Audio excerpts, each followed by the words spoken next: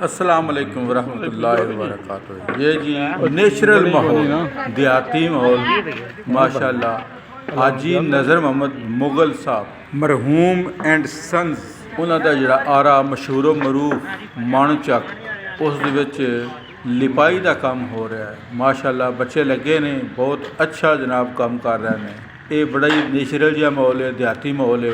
वेखो हाँ कैसा लग रहा है। हुण तो काम हो ही खत्म गए ने। हर बिल्डिंग उत्ते पक्का लेंटर पै गया, लिपाई की जरूरत ही नहीं रही। इस तरह मिलजुल के काम करने के विच बहुत बरकत होंदी है और इतफाक पैदा होता है। सब बड़ी खुशी दे नाल, जज्बे दे नाल, प्यार दे नाल अपना काम कर रहे हैं। माशाअल्लाह जी। बहरहाल अगर तुहानू वीडियो पसंद आई है तो इसनू लाइक करो, शेयर करो और चिरागे इल्म यूट्यूब चैनल ज़रूर सब्सक्राइब करो।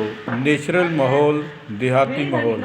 हाजी नज़र मोहम्मद मुगल मरहूम उन्होंने बेटे मोहम्मद असगर और अफजल इस आरे के ओनर ने। अल्लाह ताला उन्होंने कारोबार च बरकत फरमाए, आमीन।